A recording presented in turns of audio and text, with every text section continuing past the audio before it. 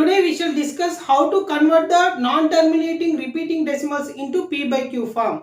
So we have a best trick, my dear, here we can discuss. Observe here 0.52 bar. Whenever you have bar values, first of all you have to write the same value 52 divided by bar we have for 2 digits. That's why you have to write 2 nines. That's it. This is the answer, my dear. Remember.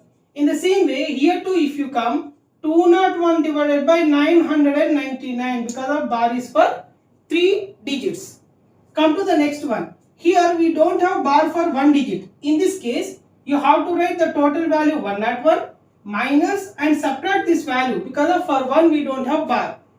Divided by how many digits we have bar here? 2 digits. That's why 2 nines you take. And we don't have bar for this. That's why you can take 0. This is the method you remember.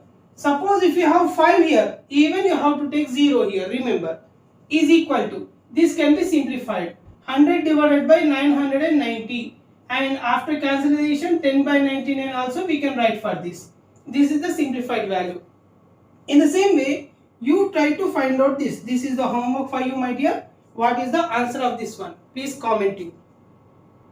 If you understand this, please like, share and subscribe my channel and click on the bell icon to be notified for every update. This is your Khalil Master signing off.